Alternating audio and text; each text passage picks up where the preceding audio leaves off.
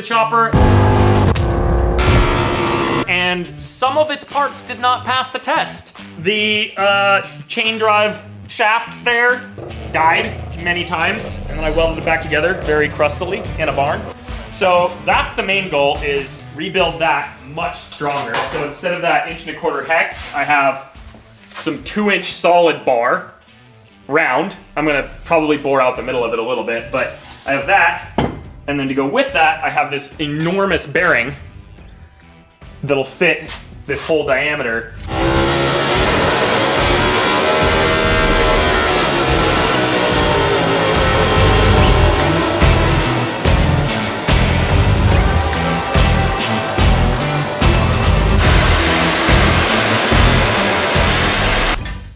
Well, apparently that last weld was pretty strong. There is now rubber everywhere. I was attempting to accomplish 2 goals. 1, break the drive shaft. That didn't work. But I did shave down the tire a little bit.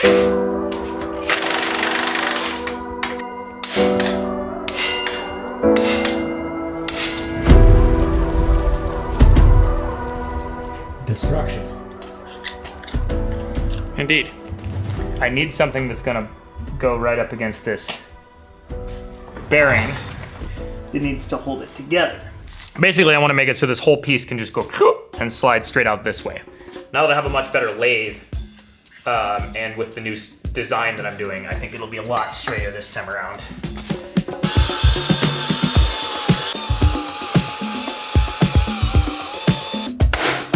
Ow! That felt good. There we go.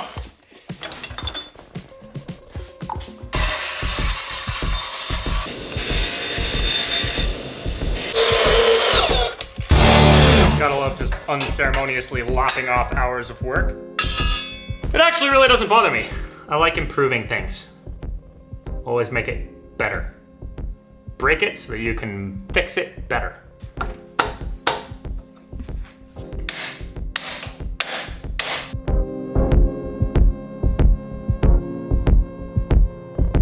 .530 X-ring chain. It's O-ring sealed, or X-ring as the case may be. It's not just tractor chain, so it'll be quieter, it won't overheat, and it'll look better.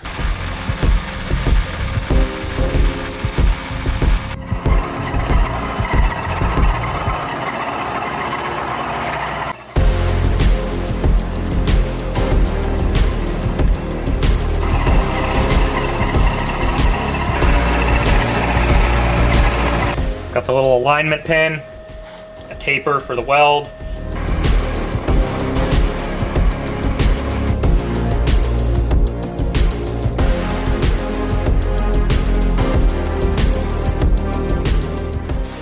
I can't believe it took this long to get a decent lathe. This thing is so much better than the old one. And I can just take off so much more material at a time, and I can trust that it's gonna stay accurate.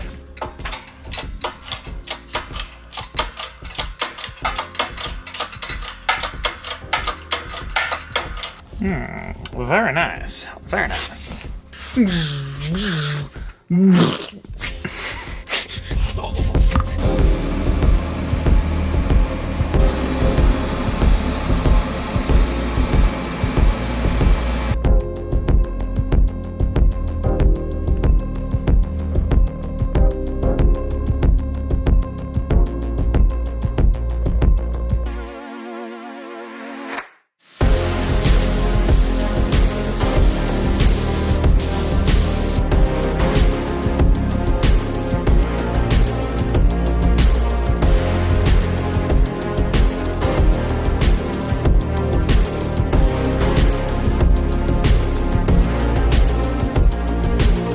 After much welding, you can see it's a little bit wibbly wobbly.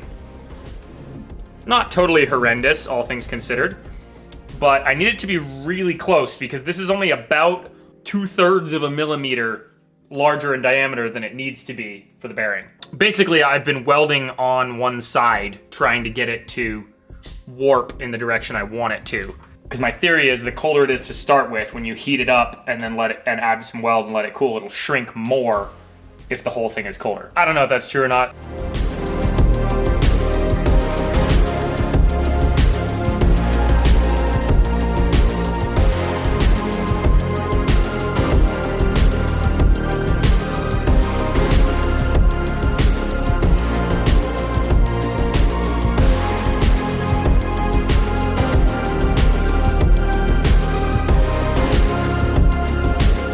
Got this all welded up and straight enough that I was able to turn it down to roughly the bearing size.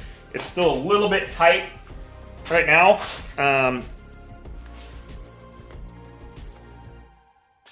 Oh no, actually, now that everything's cold. When it was hot, it didn't quite fit. Anyway, and then I turned down the welded section just to make it all nice and smooth, because obviously all the strength of the weld is in that big V. Also, I made this. Oh, that's cool. Out of some aluminum that goes there. Like that. Well, where I'm at is this piece of stock that I chose for bearing housing is extremely hardened. I'm not sure what it is. My best guess is it was supposed to be a bushing for some big piece of machinery. But it is very, very hard, so I'm having trouble turning it. Yeah, I messed around with a bunch of different cutters and stuff, and then I slowed it down a whole bunch so it's not getting as much heat into it, and that's working a lot better. And I just have to do it manually, because even the slowest feed rate is a little fast for how hard this is.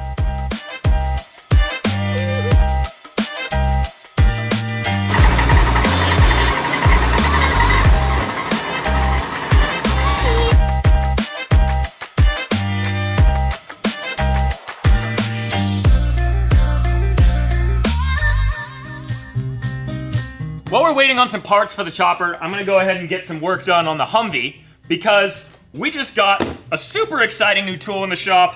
We've got the PCS 250 powder coating system from Eastwood and the benchtop powder coating oven. So I'm gonna mess around with some powder coating and take a few of the parts that I've built for that and get them all coated up so they don't rust for once. I mean, we've gotten things powder coated, but I've never done it myself. With this little oven here, we'll be able to do the whole process here in the shop for all of our little small parts.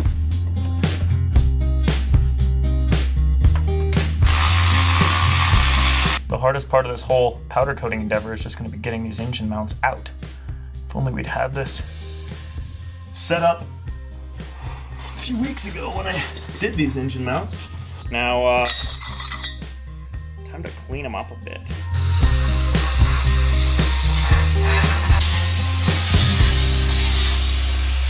Prep is the most important step. The thing's super easy. So you got your button to send voltage through the wire so that the powder coat will stick, and then you got your powder coating done. So you hold that down. Oh, that's satisfying.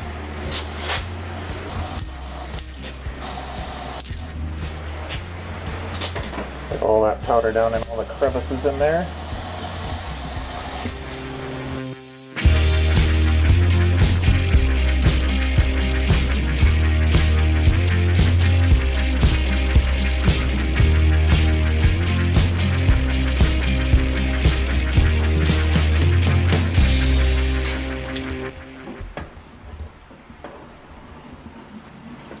Check it every couple minutes until it's all glossed over.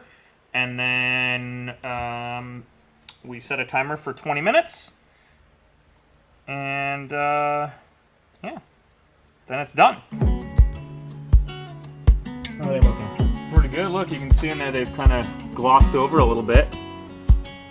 Means we let them go for 20 minutes from now on, and then they'll be done. Eastwood has hundreds of colors of powder to choose from. The PCS 250 has two voltage settings. It's got 15,000 volts and 25,000 volt settings. And, you know, it's just that easy. You just spray it on, bake it for 20 minutes, and your parts are done. How cool is that? Super easy. Also, I was genuinely shocked at how affordable this system is. Right now, Eastwood is offering this PCS 250, a powder coating oven for a special price. So click the link in the description and start powder coating today.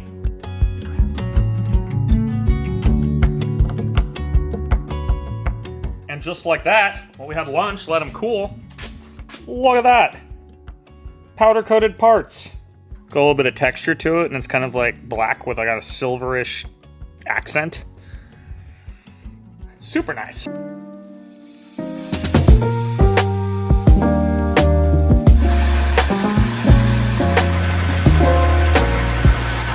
Look at that. I've never made such a shiny part. 2 reasons. 1, never had such a good lathe. And 2, I've never tried to machine something quite so hardened. And in theory, this monstrous bearing should be a nice, snug press into there. That fit is perfect too. That is by far the nicest press fit machine part that I've yet made. Turns out this chunk of pipe is the right size.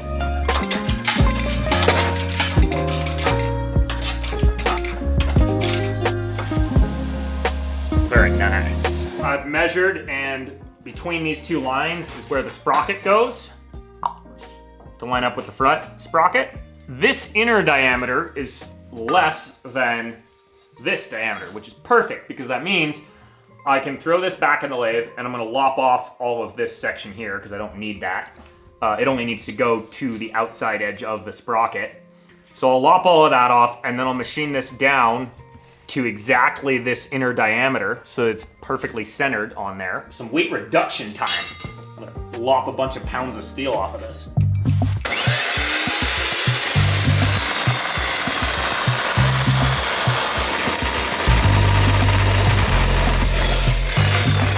Feel that weight reduction. Wow. I'm gonna get out the little scale and weigh this, and then weigh it after I'm done machining it and find out how much weight I removed.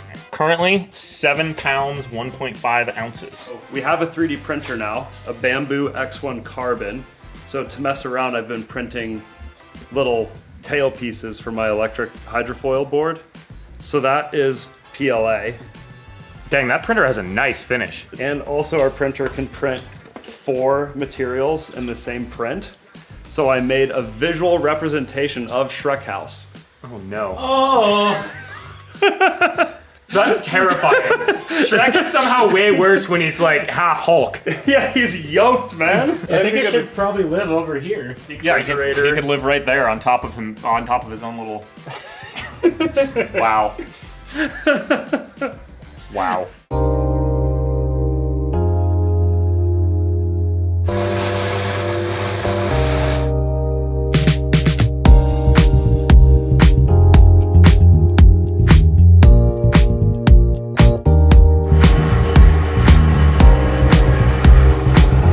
I've got that hole drilled through about that deep, which is about as much as I want it. So this part here is the strongest. And I've got a nice little bevel here up to where the bearing surface needs to be. See how much weight I shaved off of this thing? Yeah, how much? Almost 2 pounds. Jeez. And I could go a lot more, but I have been on the lathe all day and I'm ready to do something else.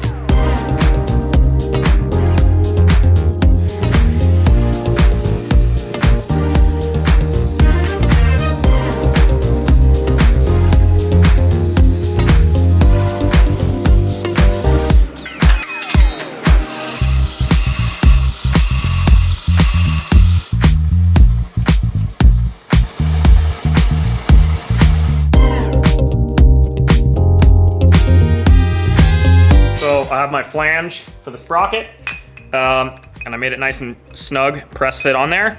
I beveled both sides so I have a little bit of a pocket. That way I can fill that with weld and then face it off so the sprocket sits there perfectly, and then it'll still have some strength to it.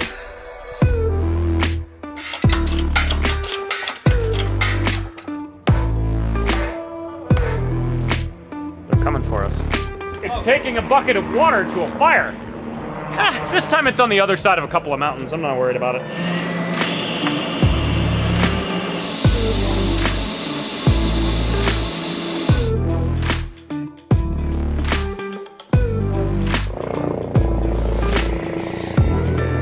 You've really got some hours on the lathe with this one. Yeah, many hours. I think at this point it's more like days. Dang, that looks nice. Also, it turns out I'm gonna have to drill these holes completely by hand because there is no way to fit that on the mill. That's as far down as the mill goes, and then with a drill bit, it's too tall. I hear you came up with a solution. I did. I had to get very, very creative. This is probably the jankiest thing that's ever been set up on a lathe. But I've got two, like, kind of woodworking clamps holding this to this, using a couple of these blocks to make sure that it's square. It's not perfect, but it's a heck of a lot more perfect than me just drilling by hand.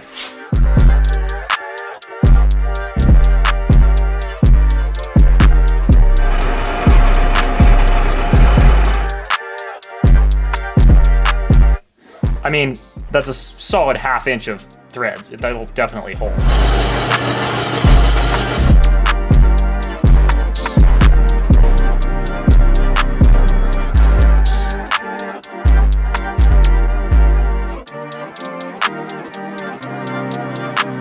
Whew, at long last, most of 4 days of machining and welding later, we have a new sprocket axle shaft assembly thing. And it goes together so satisfying. It does. It's very, very satisfying. Look at that. So I need to make a few little spacers for this so that I can then weld in place, because these ones are off by a little bit, and that's why the brake drags so much. You can see on this one right here. It's actually rubbing on the body of the caliper. Oh, it is. Not the pad, because it's just, you can see on this side there's a little bit of a gap, and on this side there's not.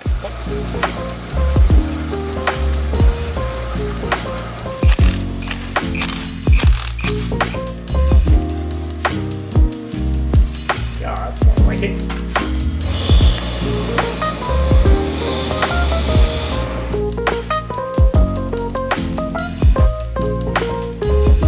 Like I said, I have to make a new chain tensioner. Luckily, I don't have to redesign it. I just have to cut the parts out and make it again.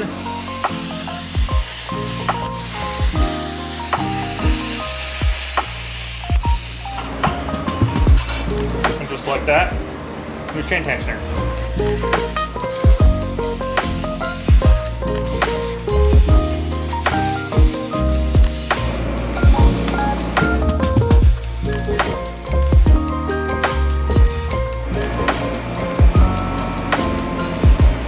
Last step, hopefully, on the lathe here. This time I'm putting a sleeve in the side of it so that it can actually roll. The other one was just kind of a slider. This one, it'll be able to roll on that.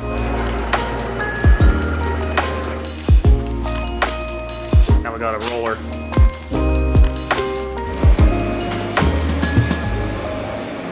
Time to put the wheel back on.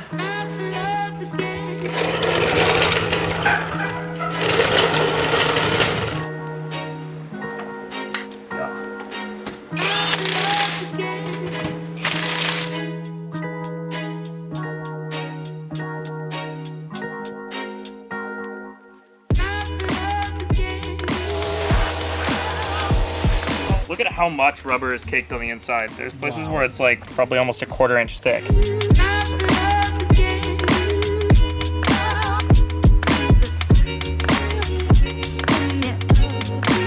That's a solid ball of rubber. I see you putting the old chain back on. Well, I don't want to cut the new chain until I have a new sprocket, and I've had an idea. It's probably a terrible idea, but it's an idea.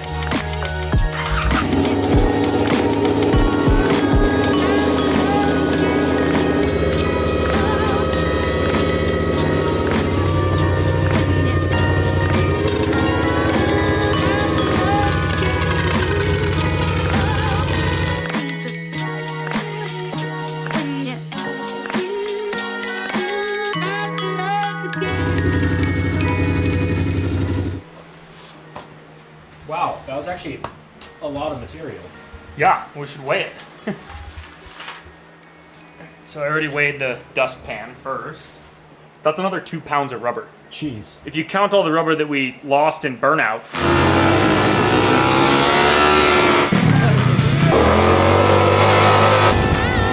Add it in there, round up a little bit.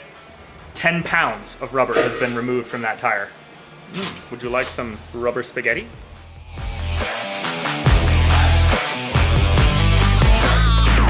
I've been thinking, and I've been digging through my drawer of random timber sled parts, and I'm going to add another shock onto the front of this. Basically, these ones have a little bit less damping force and they're softer. I'm gonna swap it out for 2 of these instead of 1 of these.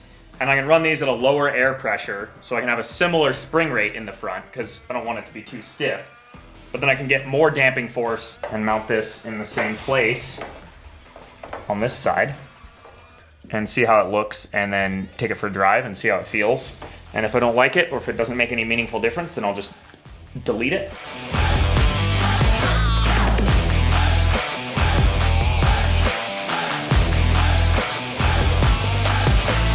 Found a bolt for this end. I'm just gonna mount it just like this one. So back to the lathe, make another part like that can weld to the frame.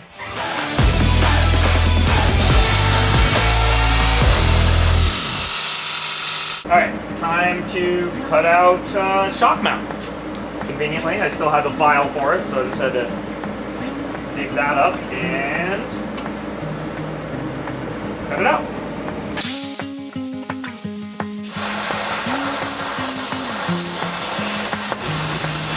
Just gonna lop the corner of this off because this side of the swing arm's a little different.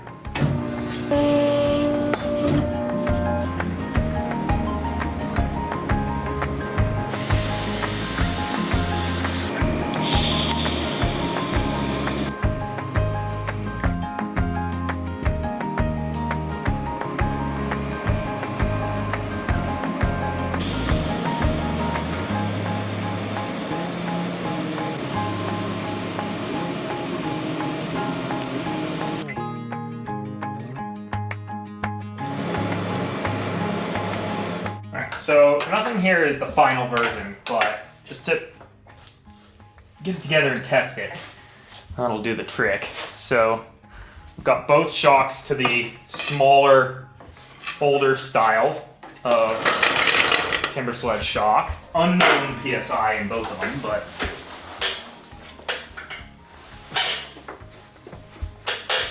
yeah, I mean, that's massively stiffer.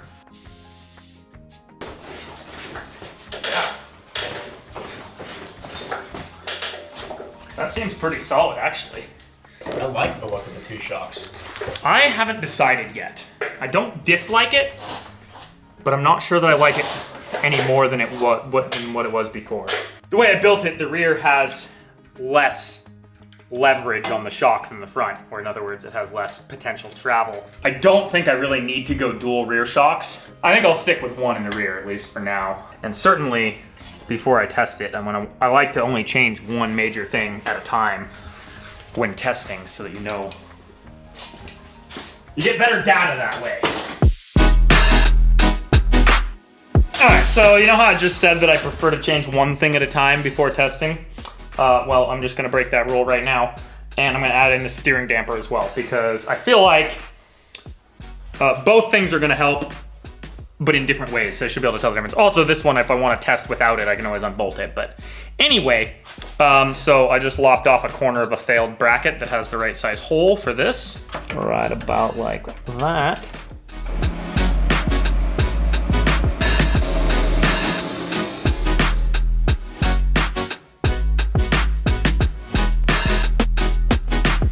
Alright, so now I'm gonna make a bracket to mount this end. Cut out a bracket that basically follows this shape, tap the holes in it so that I can just have a couple bolts from the bottom straight up into that, because there's not a lot of space to have like a nut on the back side of it or anything. Yeah, it should be fine. I mean, if I strip out the threads, I can always deal with that in the future, but I think it'll be close enough. I mean, it's a pretty small everything. It's just a steering stabilizer. And those bolts are only shear force. There's no force that's pulling down on it. So as long as I don't do a stupid and strip them out, we should be fine.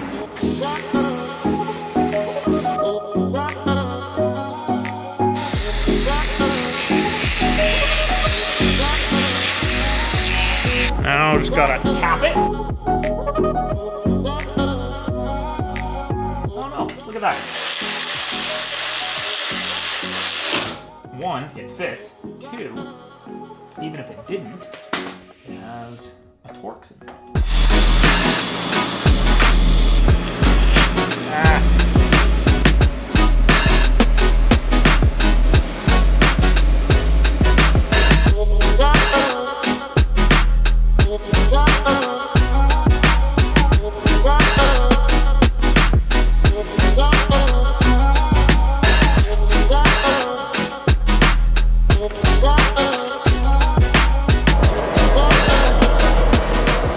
Okay, so the thermal switch does still work, but I had the torch on that for a long time before it switched.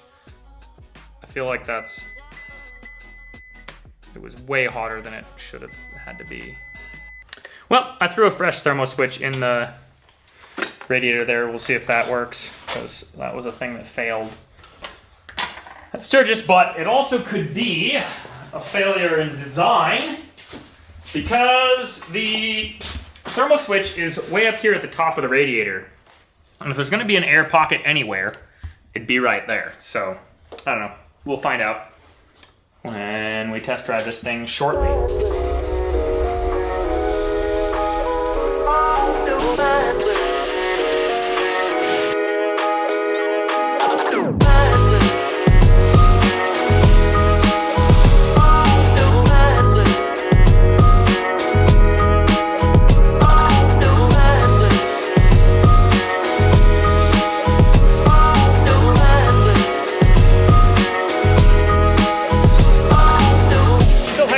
But I decided to get a little more creative with my hexagon shapes. There was a couple things I didn't really love about it. One, I wasn't a huge fan of the swoopies on the side, so I got rid of those and made it angular, so it's a combination of swoopy and angular. I think that just looks just all around cleaner and nicer.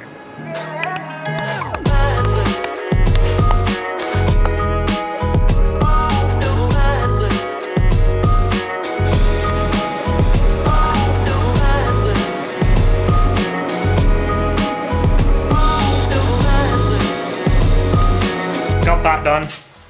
Looks real nice. You know, kind of irrelevant until we actually get this thing street legal, which could be a while. But, so now I'm gonna do a new chain guard. The old one got thoroughly yeeted when the chain broke and swung off of there. And I was never super stoked on the way it looked anyway. So I have this piece of pipe that we got for the swing arm on the Solo car. And it is large enough diameter to be the front round section of the chain guide. Safety first. Plug in the earplugs and cover your eyes. That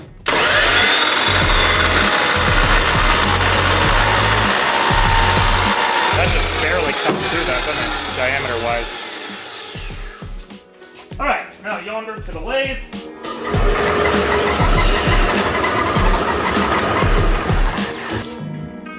Very nice, very nice.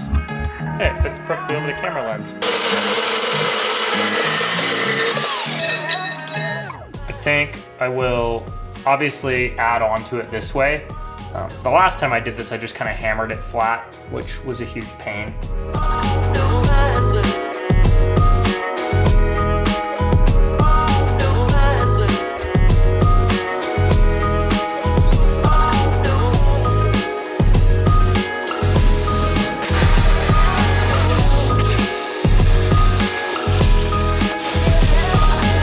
The idea is, that goes on there. It's all cleaned up and pretty. It'll look like it was always one piece. And it'll go something like that.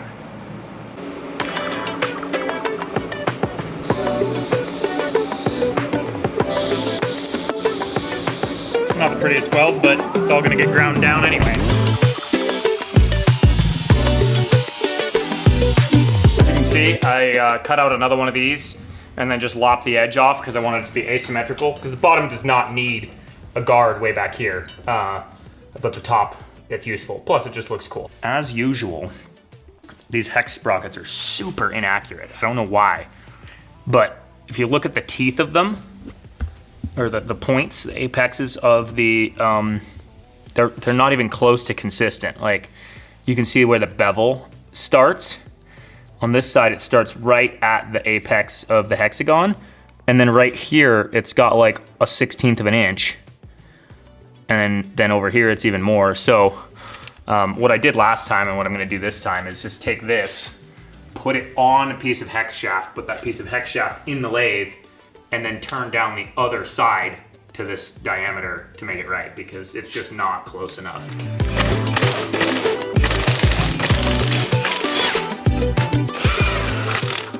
Oh man, sometimes the right tool for the job is just the right tool for the job, if you know what I mean.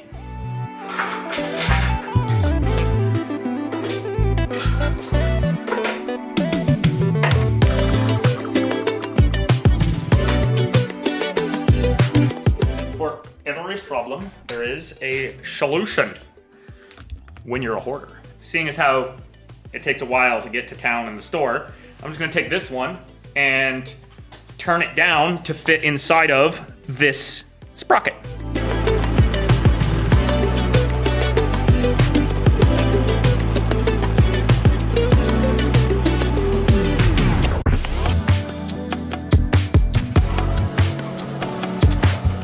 I have it in the lathe as usual for welding round parts like this, but also I have a couple of things here that are flat and true, pushing on it just so it's got a little bit of tension to keep, you know, help it not warp when I get the first couple welds on there. So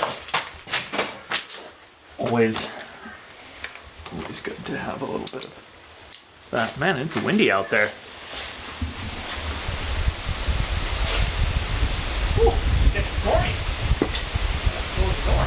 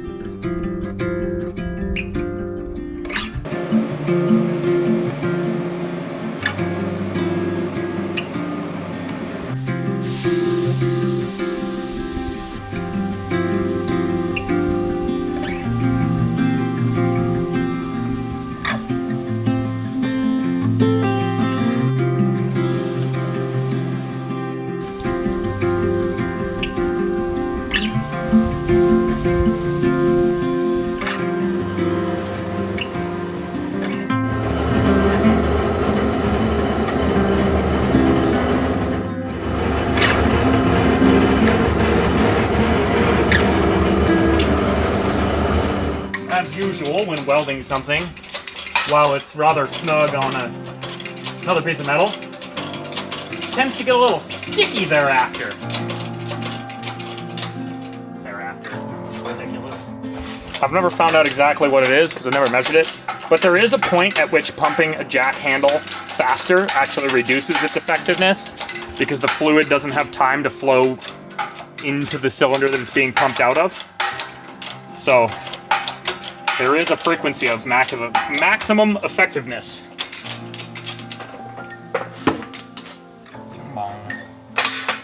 See that there. Nice.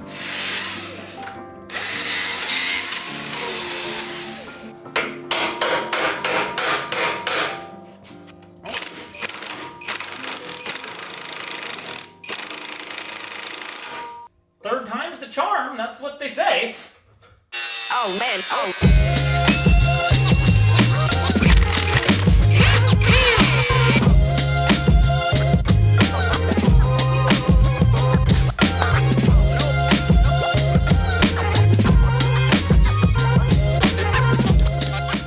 Nice. I've also done a very abnormal thing. I've bought brand new bolts. I didn't have 5 that really matched for this, so I just ordered some. Sure, that looks nice. Right, now to finish the chain guard. Yeah, that's still got enough clearance. When all else fails, if you're wondering if your part's designed correctly, you can just zoom in to just the right size and then hold your other part up to the screen. Look at that. It fits perfectly.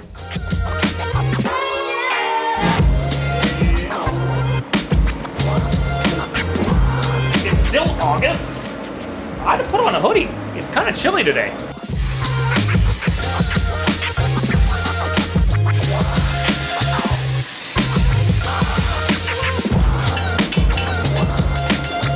Yes, if I just put a slot in the plate, then the whole thing can just lift right off.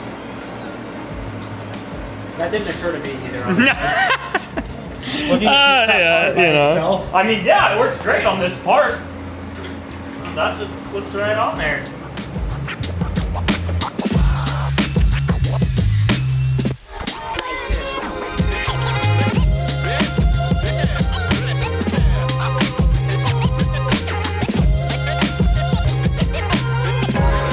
Welded on right there.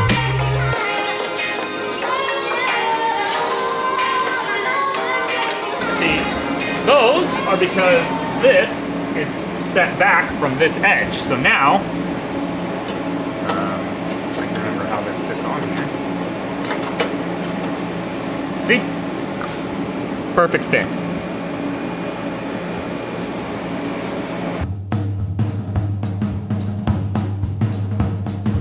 At long last, I have the last piece of the chain guard designed.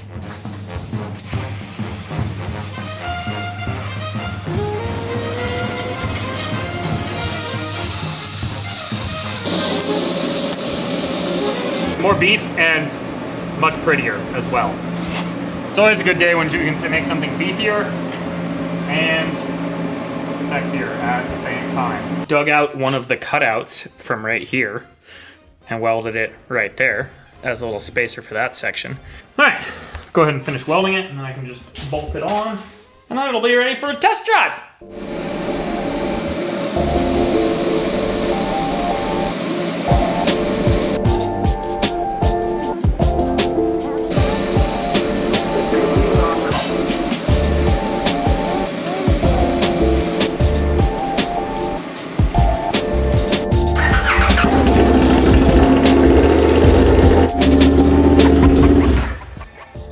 Kickstand. It gets me every time.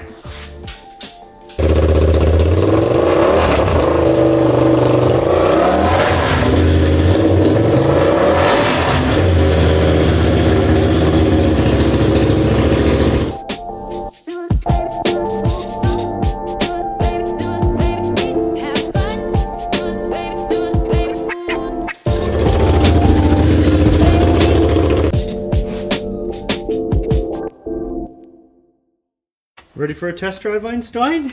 Ready for a test drive? He's afraid of pretty much everything, so last night when I was in here, he was sitting here and he noticed his reflection in the door and was like scared of it himself.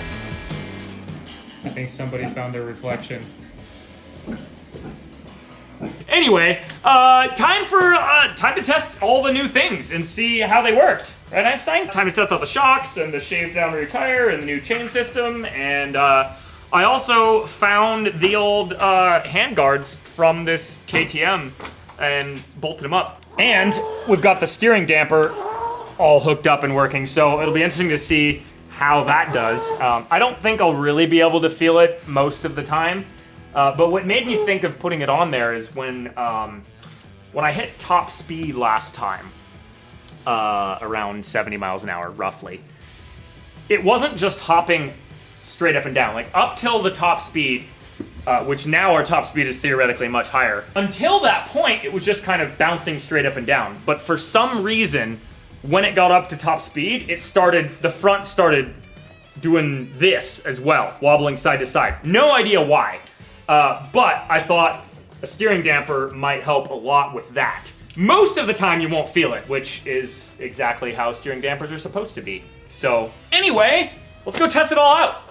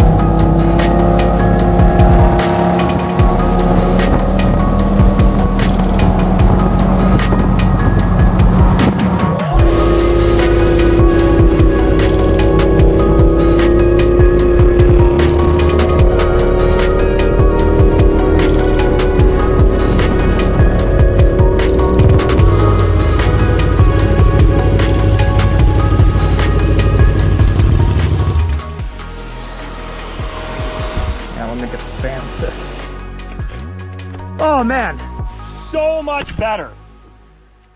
The front tire still likes to hop, but I also didn't shave it down like I did the rear. So it may be a balance issue, and I still want to try putting balancing beads in it. But when it does start to hop, it's totally controllable now. It doesn't feel like I'm gonna die. It's just kind of hopping. It doesn't wibble wobble all over the place and be scary. So yeah, so much better. The gearing's better too. Like, I don't know what gear I was in there, maybe third or fourth instead of like sixth just to cruise. Yeah, and also the hop is at very specific speeds. Like above and below, I don't have a speedometer, but whatever that speed is, above and below that, it's fine. It's just at certain speeds it hops. So it's definitely just a tire balance issue. It's not even related to bumps. And I haven't felt the rear hopping at all. It also smells like your tire isn't rubbing like it used to. Yeah, I don't think so. I mean, certainly not much. So that's a win as well.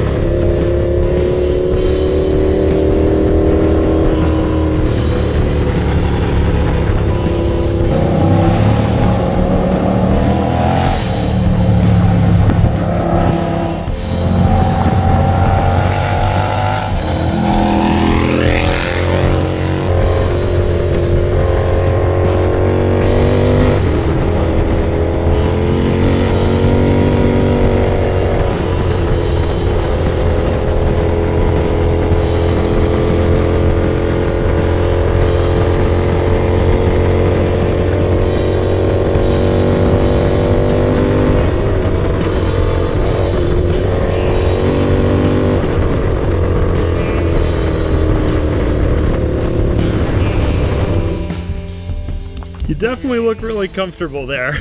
Oh yeah, it's a lot of fun to ride. I haven't, well, I don't know yet because we've only been on dirt for most of this. But you may have noticed at certain speeds it starts doing this. Yeah, and the back hobbles too after a pothole sometimes at certain speeds. Yeah. I mean, the pothole makes sense. It bounces. It's just a giant tire. Yeah, so I haven't yet figured out why it's doing that, but I think it's mainly a thing that it's going to do on dirt where it's loose. Yeah. It has surprisingly little traction, to be honest.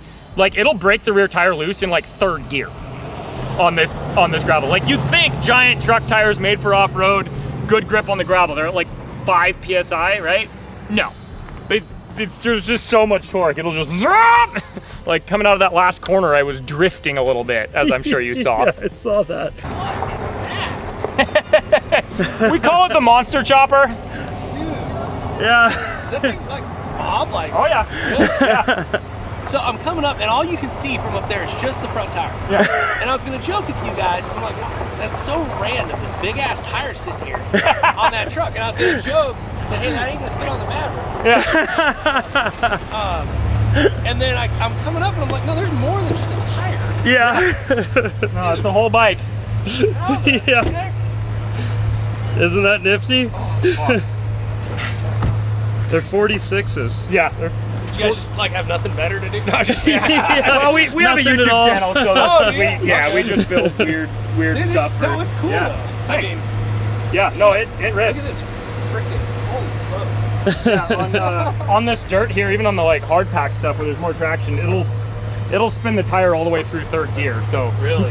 you'd think it would be slow, but it's not. It's not. What kind of motor is that? KTM 1190 Oh, that's a pretty good size. Yeah, adventure bike. Yeah. You can't take it. Oh, go for it. yeah dude. Yeah, this thing's Yeah. sick, dude. Thank you. I mean, I've never seen anything like it. As far as I know, there's never been anything like it. So No, I was telling him, because as I'm coming down, All I could see is the tire. Yeah. and I was like, gonna, what happened? yeah, and I'm like, that's so random. And then you keep coming, you're like, no, there's like a bike on this thing. Yep. Yeah, you wouldn't think you'd run it up stage check. yeah, right. I was like, where are they going? Dude, that's cool. No, that's Yeah. legit. I mean, Thank you. yeah, it's a creation. Where'd you get those? They're for like a big truck, like mud truck type thing. Yeah, I shaved like 7 or 8 pounds of rubber off of each tire just getting into it. Yeah. So what gave you the idea to do it? Well, I mean, like I said, we do YouTube, so I build weird stuff. So I'm always thinking of the next weird thing, but we had these tires laying around from a previous project that didn't really go anywhere. And so one day I just kind of looked at it and thought, you know, that'd make a really cool looking motorcycle. I don't know if it's, like, from the beginning, I had no idea if it was going to be possible to ride. I just was, you know, it was an experiment. But it turns out it's quite rideable. Is it hard to balance it? No, not at all. Actually, I can balance it sitting still. Like, neither foot is touching the ground right now. Holy. Okay, but when you're moving. But yeah, no, when you're moving, it's not hard to balance. It's just like, have you ridden bikes on the street and stuff, or Yeah. a little bit? Yeah. Well, but yeah. So, you know, a normal bike, you can go from turning left to right really quickly. You can go back and forth. This one just has like a little bit of a delay. Yeah. Like there's a lot just of tire to move. yeah, there's so much inertia in that tire when it's spinning at, 40, 50 miles an hour. Like, you have to just yank on the bars to get it to go the other Yeah, you direction. gotta be paying attention. Yeah, and plan ahead. Exactly. ahead for yeah. the curves, yeah. It's not a nimble you machine, don't but race with it. No. yeah, no. Yeah, you ain't gonna be avoiding dodging around a crash. No. Just avoid that situation altogether is the plan. Yeah. Cool guys. All right. Yeah, Well, awesome. Really cool. I had to stop. Yeah, Like, appreciate this it. is- This is cool. You just don't see this Nope. at all. Yeah. No. All right, guys. Cool. Well, enjoy. All right, What's your yeah. YouTube channel? Grindhard Plumbing. Grind Hard Plumbing. All right. Yep. I might try to look that up. All right, cool. guys. See you guys. Nice to meet you. See you guys. Yeah. Turning heads wherever we go. Exactly. Oh, you dropped your glove right there. Don't look. Oh, thanks. Thank you. Have a good one. Yeah, see you later. 2 states up your road, man? Well, that's not my road, so I don't have to worry about it. What are they doing here? I don't know. 2 states. Like, what are they doing? I know. Because, like, if it was, like, sheriff or something, I'd be like, yeah, okay, they're going to, like, something up. what could State Patrol possibly be doing out here? That's literally a dead-end road. Yeah. But It's literally dead end road in the middle of nowhere. This is even more in the middle of nowhere than your house. right, like my house is only like half a mile from pavement. We're like 5 miles from pavement in any direction. What are they doing? I don't know. They were super nice. That was awesome. Yeah. When they pulled over, I was like, I mean, it's a State Patrol. They definitely aren't here because someone called them, but like, are they gonna be upset about this? Nah, they just thought it was awesome. They looked at the. Lack of license. I have a license plate. It's just made out of They hexagons. noticed, but they didn't care one bit. No. I mean, why would they? Like, we're out on a dirt road. We're not hurting anybody. All 3 of them got a picture. You Yeah. know. Yep. They loved it. That's awesome. Was not expecting that. Maybe we should call it a Hilarious. win for the day and roll home. Apparently, yeah. Oh man.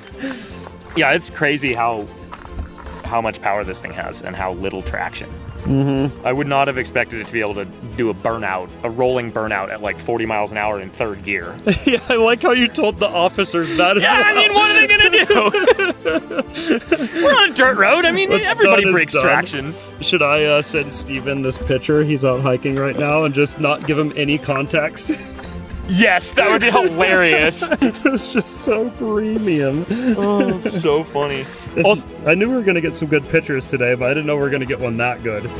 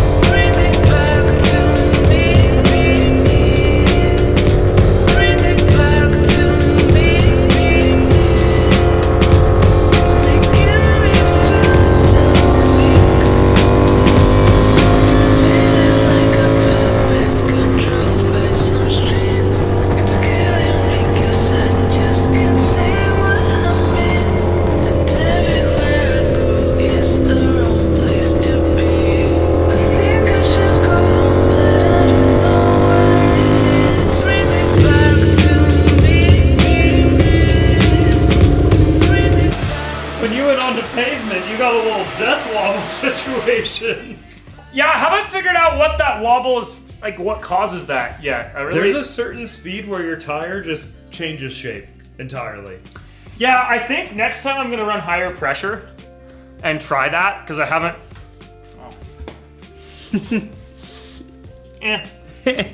It's just dripping a little oil. It's the valve cover gaskets, they both leak. I have new ones, I just haven't taken the engine out yet. So. What's crazy is during your wobble, you were straight snaking. But for some reason, it didn't look sketchy. It's not like comforting, but it doesn't feel like it's gonna kill you right away. Me just being in a normal truck, seeing this on the road in front of me. Yeah, I bet that's weird. Like, when it's legal and you're just driving it around, you are gonna blow I'm probably gonna people's cause minds. accidents.